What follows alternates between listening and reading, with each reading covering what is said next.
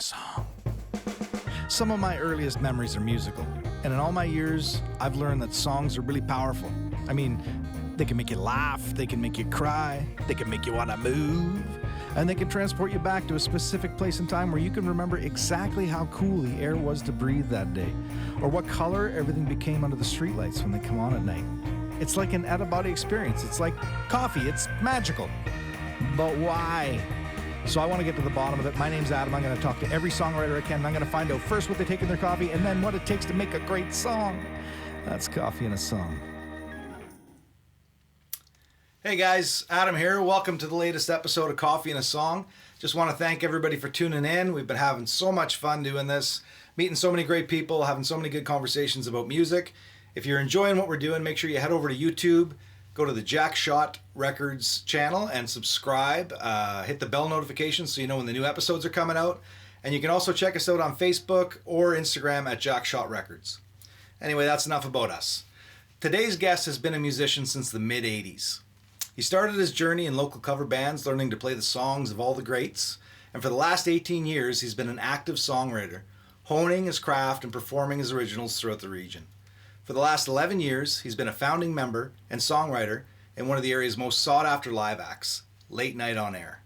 Singing alongside Kenny Giesbrecht, Late Night on Air is a vocal supernova, offering some of the most breathtaking and sophisticated harmonies that leave you with a sense of knowing that you're in the presence of something extremely special.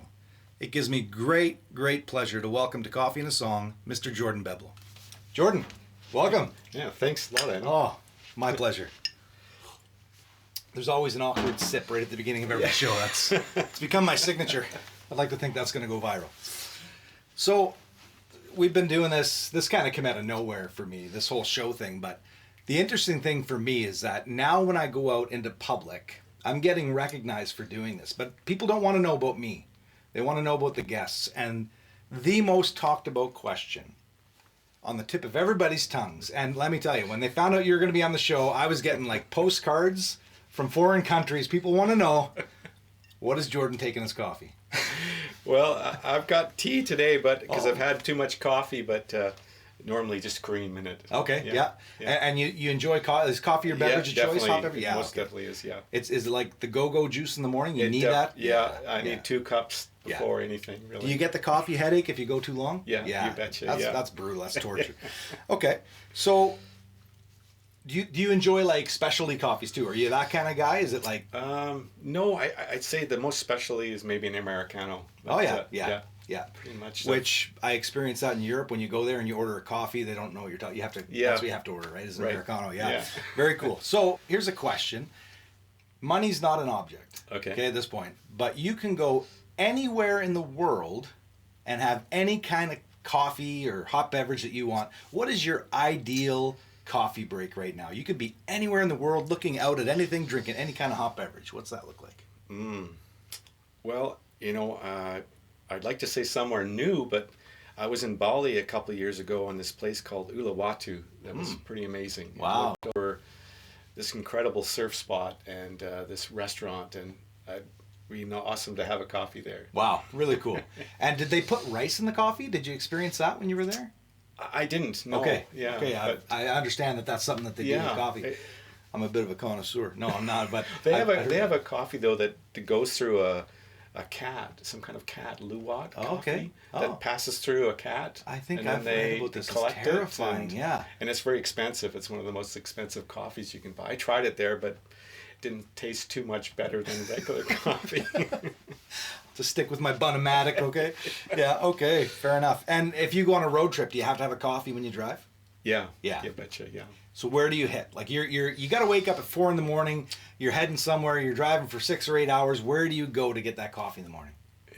Probably at that time it's probably Timmy's. I Timmy's, guess, you're Timmy's guy. Or McDonald's, but I'm, It's been interesting to me. I ask everybody this kind of question, and being from Canada and Timmy's always being a great institution here, I've been interested to see that McDonald's is definitely a competitor in the coffee market in the mornings now. That's interesting to me. All right, enough about the coffee. Really, we want to know about the music. So you've been at this a while. You've been doing this a little while. Yeah. What's the earliest musical memory you have? Like maybe not even playing or writing or singing, but just like music. What's the earliest memory you have? You know, it kind of came up just recently. It was like the Disney Robin Hood soundtrack with Roger Miller. Yeah. Doing that whistling, and yeah. I wouldn't say it's the earliest, but something that I really caught my ear and went, "That's really cool," you know. And does that do you think that because of the impact of something like that, especially from a movie when you're young, and that's such a huge image? Do you think that's still impactful to you as a musician today? I think so, because I look at him now, and he has a song where he's whistling all the way through, and humming, and I think of how much courage he had just to play that song and just do it so nonchalantly. And I know Kenny can whistle, but I'm not a whistler, so I'm a horrible whistler. Some people are amazing, and actually whistling with a microphone if you're performing is another skill altogether, because you can make it just sound like you're like blowing on the microphone, right? Yeah. But some people have that knack; they can sit there and whistle while they play. Yeah, I'm horrible at it. Yeah, but you got Kenny for that, right? That's good. That's right. What you call it. Yeah. Okay, that's perfect. All right. So, and what about your story as a musician? How did that come about? How did you end up with a guitar in your hands? Yeah, I guess just back in the mid-'80s, air bands were big for a while. I don't know if anyone remembers that, but we actually had a gig in South Hazleton where we rented a hall and just air banded for the whole night, doing Van Halen, and we made up our own instruments. And anyway, grade 11 or 12, I decided I should get a real thing, and started learning, and bought my first guitar, ordered it from Sight and Sound in Kitimat, and picked it up when we used to have a Sight and Sound in the mall there, and I don't know, took 2 or 3 months to come in. Yeah. Do you remember? And you're a lefty, so yeah, I had a Hondo. It was like a Strat copy. Okay, lefty, and I got a little Studio Pro 40 amp, and my buddy was also a lefty, so we had 2 lefties in the same band. And this is in Hazleton, so wow, it's a fairly. What are the chances? That's interesting. Wow. And so, like, as a left-handed guitar player, what are some of the hurdles that you encounter? What are some of the things that a right-handed guitar player wouldn't even think about? I think just trying out guitars. Like if you go to Sight and Sound right now, you can try the whole Taylors and all the Martins and the Fenders and Gibsons or whatever, and there's usually 2 or 3 lefties in stock, so that's the ones you get to try out. Yeah. And I know they can order them, but you know how it is. You want to touch it? And there's a certain connection you have with certain guitars that you can't get by necessarily ordering. So yeah. So are you angry about like doorknobs and stuff too? Because I've met some lefties and they will tell you all about like doorknobs and like scissors and all these things. Scissors, yes. Yeah, right? Yeah, scissors, And you don't even think about this. I've got a good friend, he's a lefty, and he ordered a left-handed circular saw. Okay. And we were talking about a home project, and he mentioned that he's got this left-handed saw, and I thought he was like pulling my chain, like a left-handed saw. What are you talking about? And then I realized no, circular saw. And now I understand trying to use his saw. Yeah. What it's like for you guys. So good on you. Okay. And did you ever do the Jimi Hendrix thing where you took a guitar and just flipped it upside down and? No, just at a party, someone says, "Well, you play guitar, play this," and I can do bar chords upside down and I'm right-handed. Yeah. No, I didn't.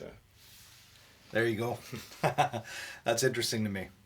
Okay, so where did you grow up? I grew up in Hazleton. Okay. I was born in Kitimat, but grew up in Hazleton. Yeah. Graduated from high school in Hazleton. And then moved here. How long? In 2008. Okay. Moved from Vancouver and I was working and went to school at UBC and came up here and was fortunate enough to run into Kenny at a backyard fire pit. That's how it happens sometimes, right? Yeah. Heard his harmonies and it's like, whoa. So an interesting little factoid, I don't like to inject myself too much, but Kenny and I work at the same place. Yeah. And at the time when that was unfolding, we were actually in a carpool together. So we would drive back and forth. And I didn't know Kenny was musical at all. And I'm one of these guys that, music is a big part of my life, and I just talk about it a lot. I talk about lots a lot. Yeah. Too much, right?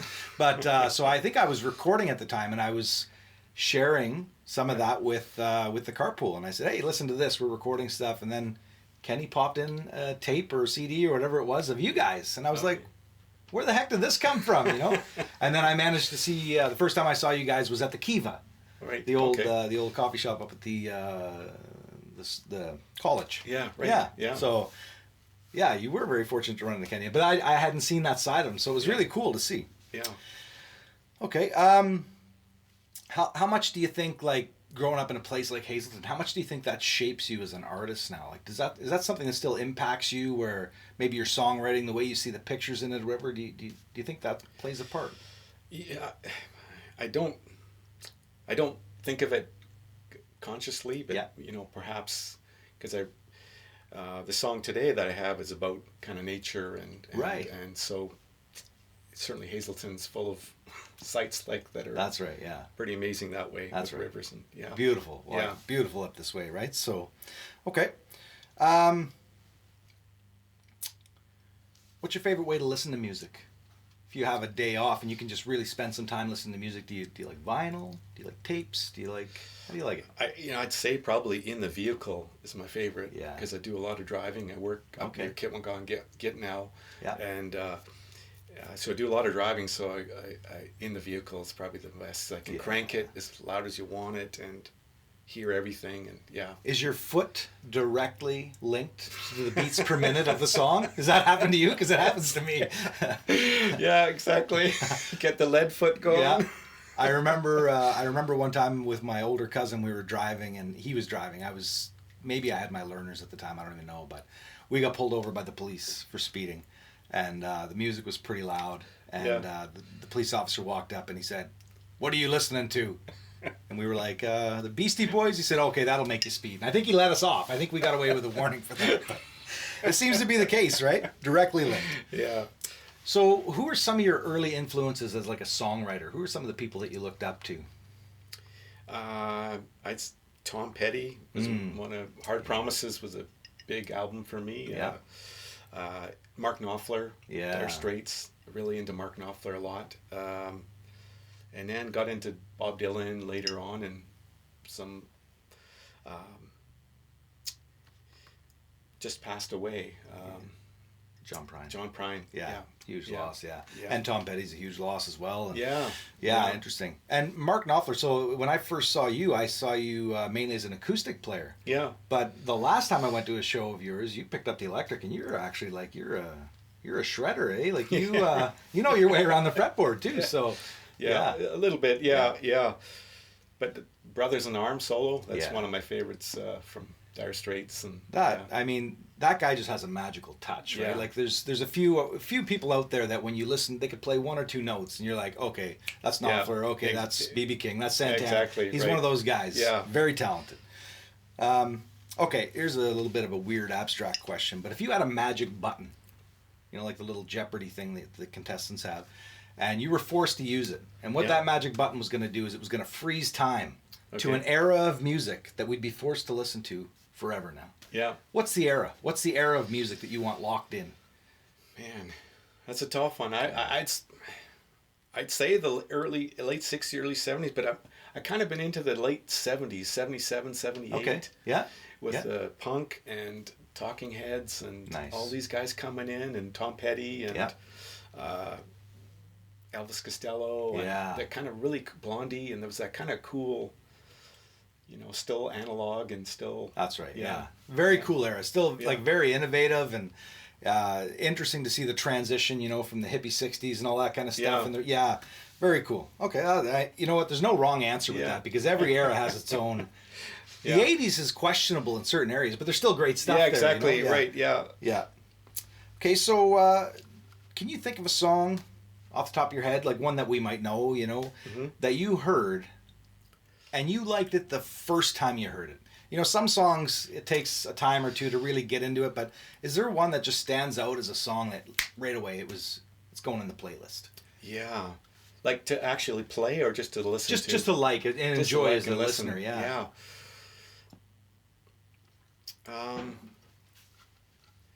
I really liked, even though it's not it was probably Cheap Trick, I Want You to Want Me. And I remember hearing that live at Budokan. Yeah. That just gave me the chills, and, Were you aware of the studio version prior to that? Like, did you hear everything? No, I didn't. I was just that live. Most people do, yeah. And I remember jumping around with my buddy and, pretending you're playing it. And, yeah, that was That kicked off the air band right there, didn't it? I could tell.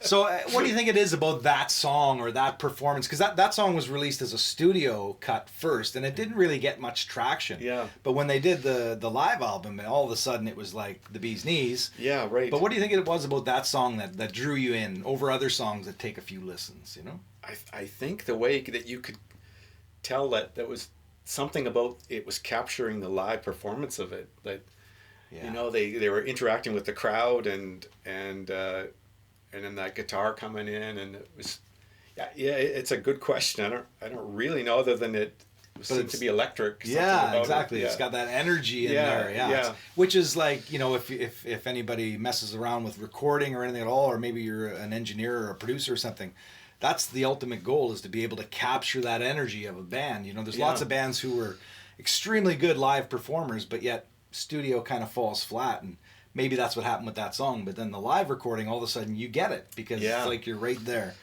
Yeah. Okay. How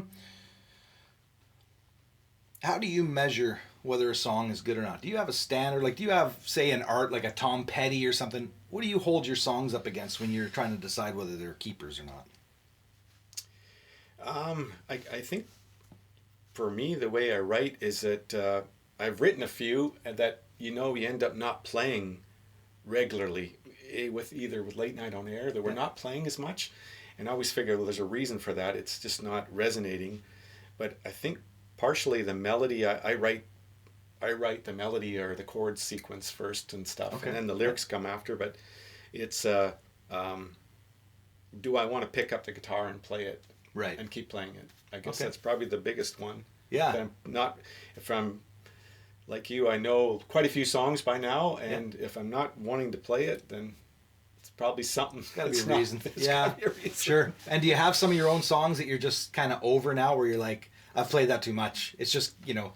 Yeah. And I think I've heard Wayne talk about it when they're one of your episodes, that you end up using them for parts. Yeah, that's right.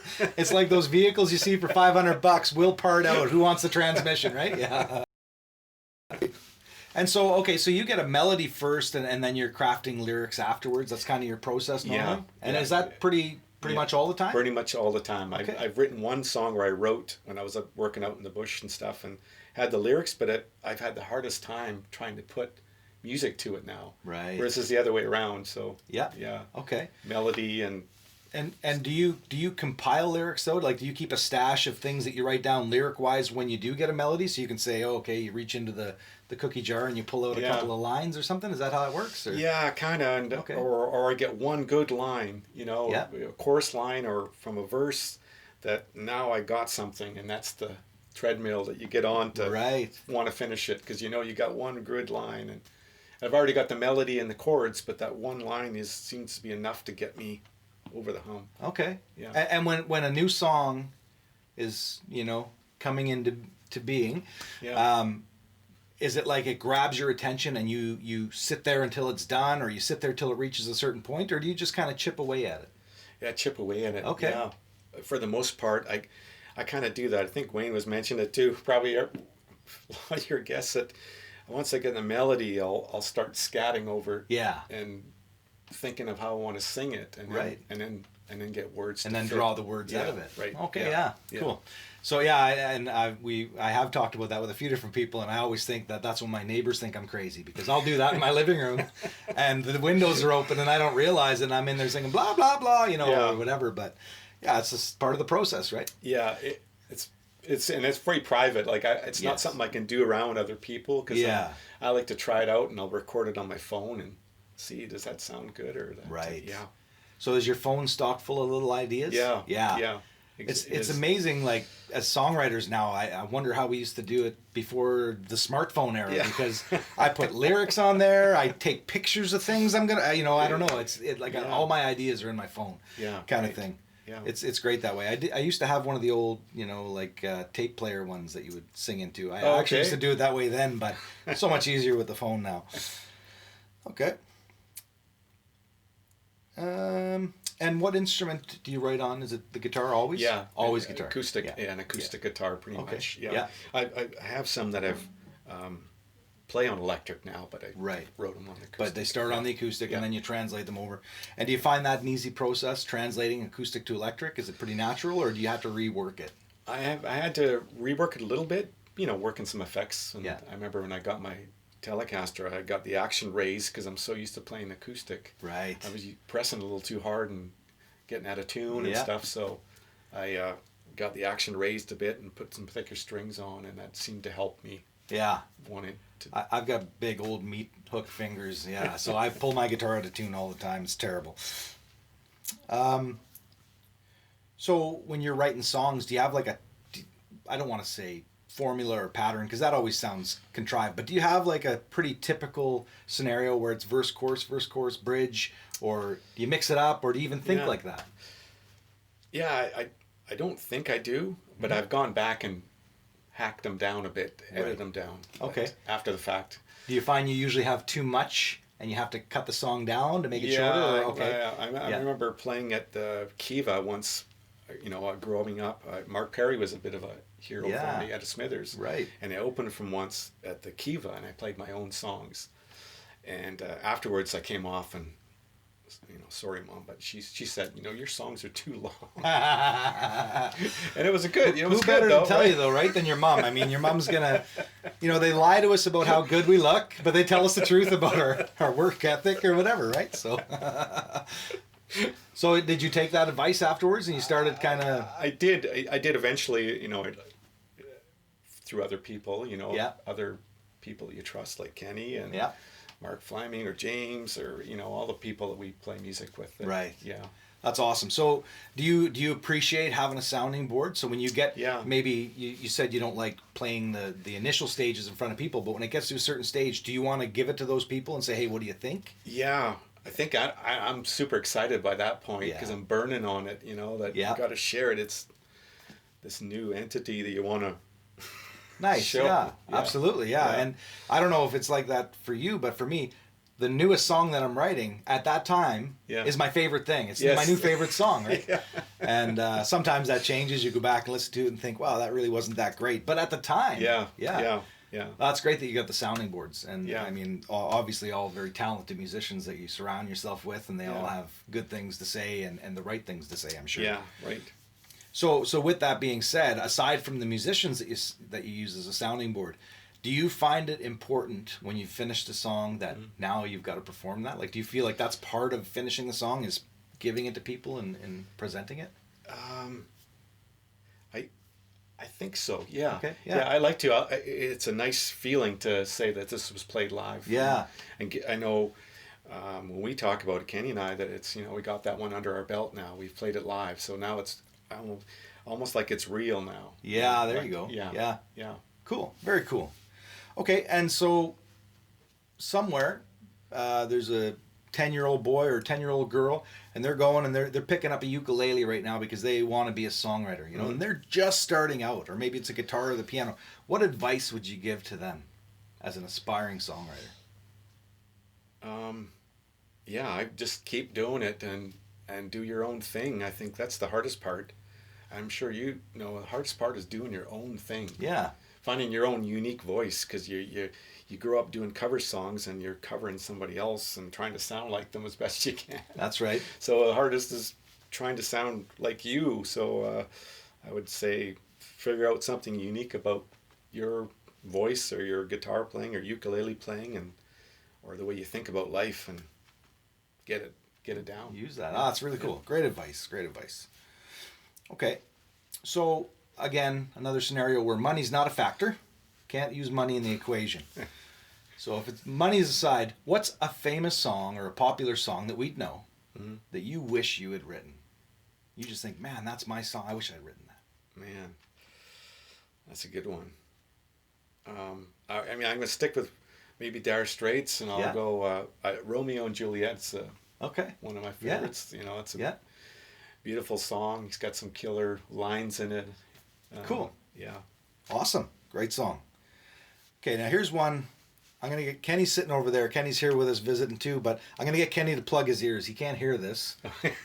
We're turning off the monitors in the room right now. This is just between us, and I'm going to edit this out, okay? Right, so sure. I need to know, what's your guilty pleasure? What's the song that you don't want any of your childhood friends in Hazleton to know that you actually like and listen to? And when it comes on, you just turn into a maniac. What's that song? Gosh, I still I like ABBA. There you go. All right. I think everybody likes ABBA. See, that's the big secret. The melodies, It's kind of hard to, to not like. It doesn't matter. You're a grumpy old man. You're what. It doesn't matter who you are. You're some young millennial. You're gonna sit there and tap your foot, right? That's to ABBA. right. Yeah. No, there's no shame in that. We don't even have to cut that out. All right. That's a good one. And what about collaboration? Do you do much of it, or do you? Obviously, with your bandmates, you do. But do you ever sit down with other songwriters and try and?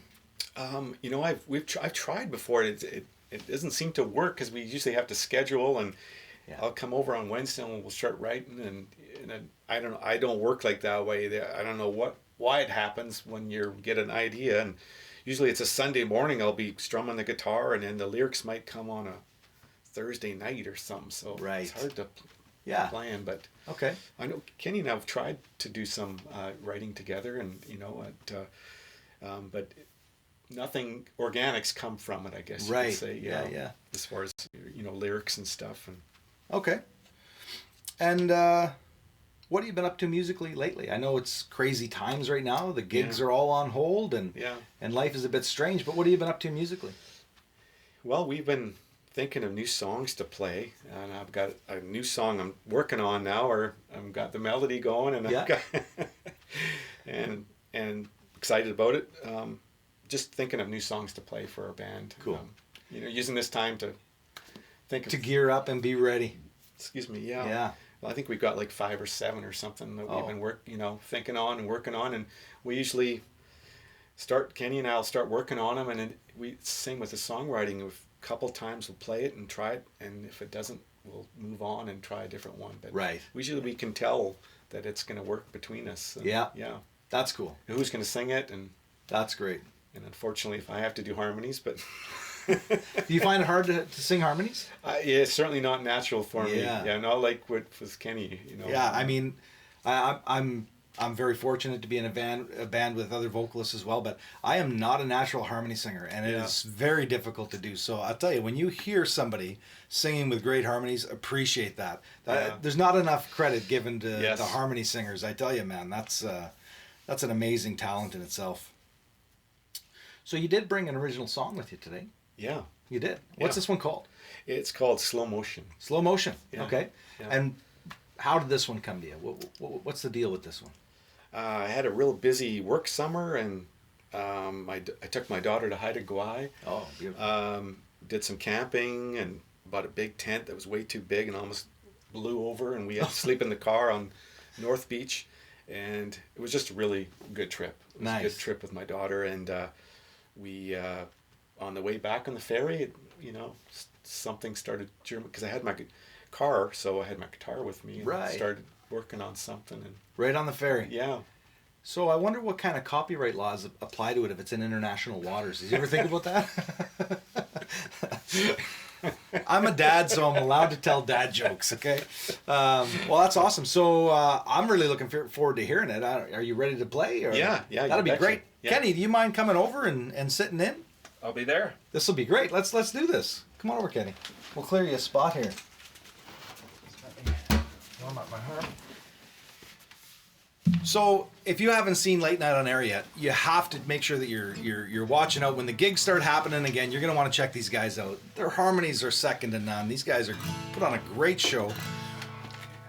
Squeeze in front of you. Make sure the harp's the right side up, because you don't want to make that mistake out there. Take it away, fellas.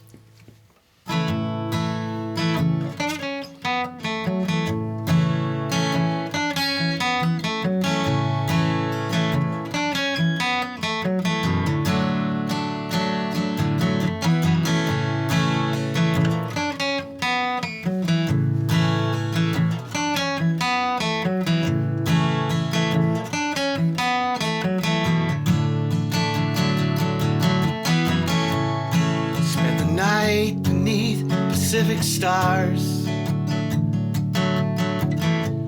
away from mellow wells and cell phone bars. cabin on the northern coast. A southern wind and fishing boats.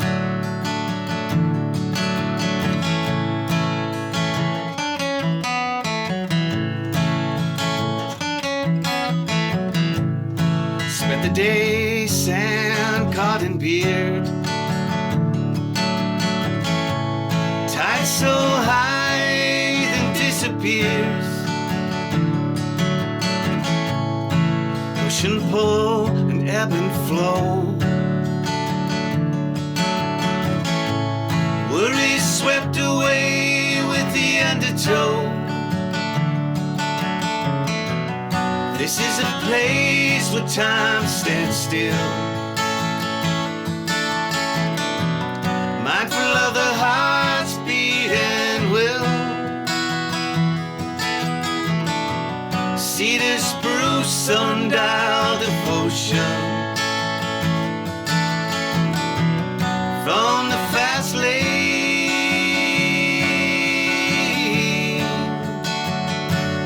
into slow motion.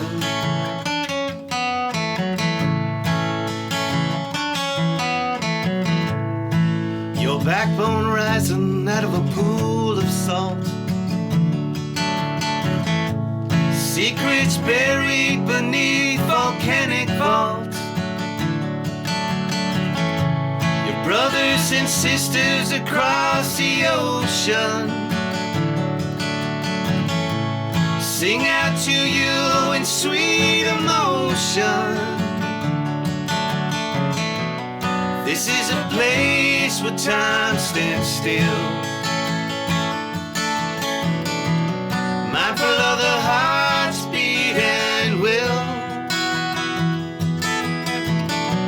Cedar, spruce, sundial devotion.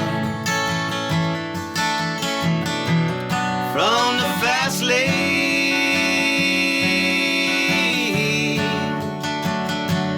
into slow motion.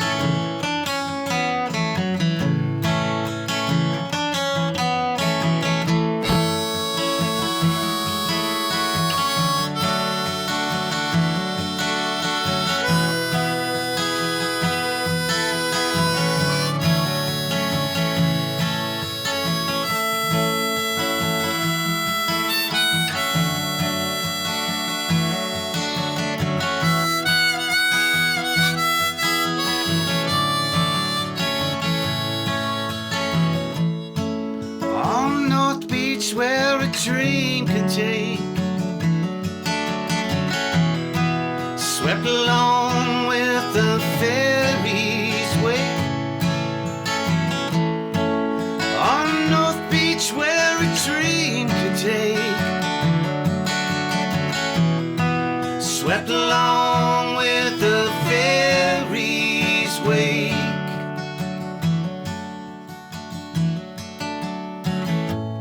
Spent some days to heels on Haida Gwaii.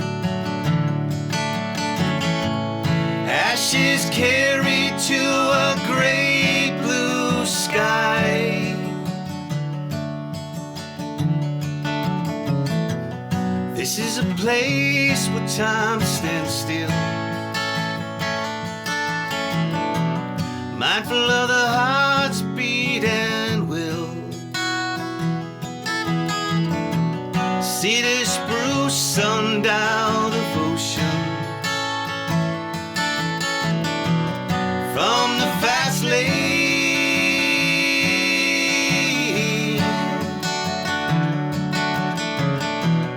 This is a place where time stands still. Mindful of the heart's beat and will. Cedar, spruce, sundial devotion. From the fast lane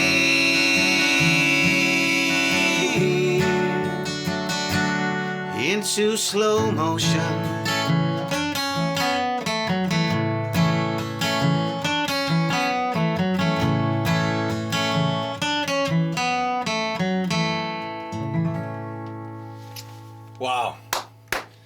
I gotta clap for that. This is the best seat I've ever had for a concert. I'm just gonna say that right now. That was fantastic, you guys. That was really, really good. I can't say enough. Thank you so much for coming and being a part of this. Both of you guys. Oh, yeah, it's been a pleasure. Really been a pleasure. And before you guys take off, this has become a little tradition here on Coffee and a Song. Would you mind giving me a little John Henry on Sure. the cup of fame? Well, I'm not the songwriter. Well, that's okay. I Still wrote, get the I sign, wrote the Ken. harp solo. That's right. Well, that's our show for today. I just can't thank these guys enough for being here. If you haven't checked them out, go to Facebook and look up their page, Late Night On Air. These guys are fantastic. Make sure you do that. And if you've enjoyed what you've seen here today, make sure you go to our YouTube channel, Jackshot Records, like it, subscribe, hit the bell notifications, head on over to Facebook, like our page, Jackshot Records, and on Instagram, same thing, Jackshot Records. Until the next time,